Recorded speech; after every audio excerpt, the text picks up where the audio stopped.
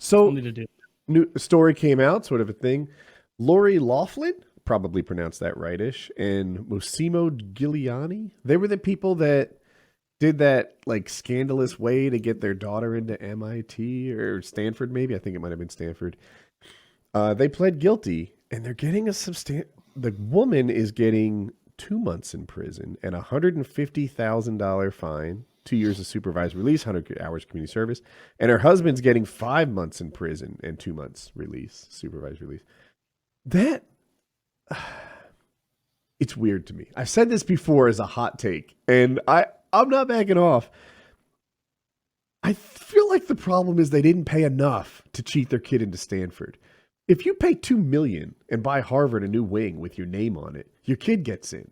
If you pay $1 million and whatever, donate to the library, your kid gets in and no one thinks twice about it. If you pay 150 grand, suddenly it's corrupt.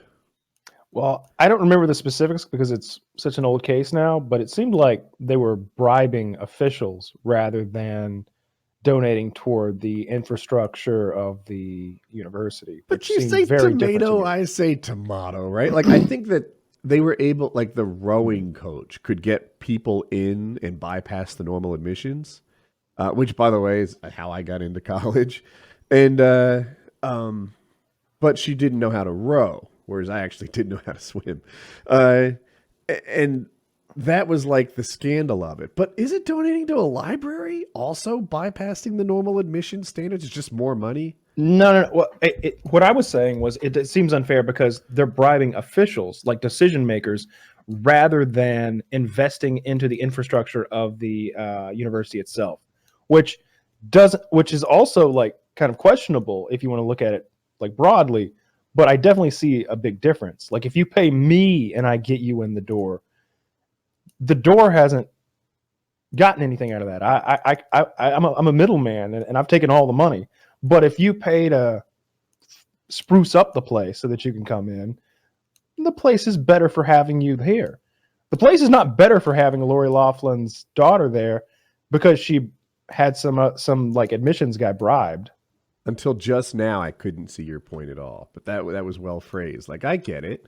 One is investing in the school and greasing the wheels, and the other is investing in a corrupt official and greasing the wheels.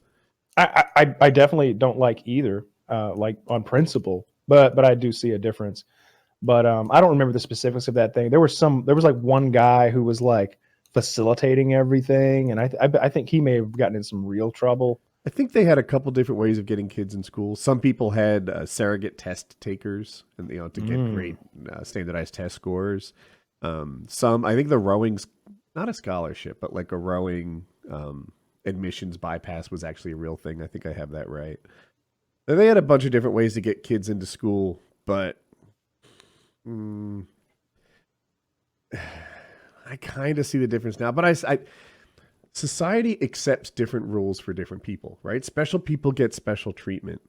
And I do too. Like if you told me Conor McGregor got a nice rental house, whereas some guy on the undercard got a hotel room, I'd say, yeah, special people get special treatment. Deal with it, you know? Oh, did you fly a commercial while Conor got the UFC jet?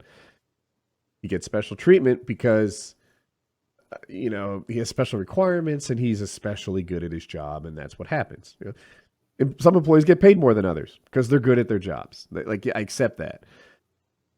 I feel like there's a certain thing here where we just apply that same acceptance. If you're Bill Gates' kid and he donates enough to MIT, you get in. Yeah, I suppose. Yeah, sure.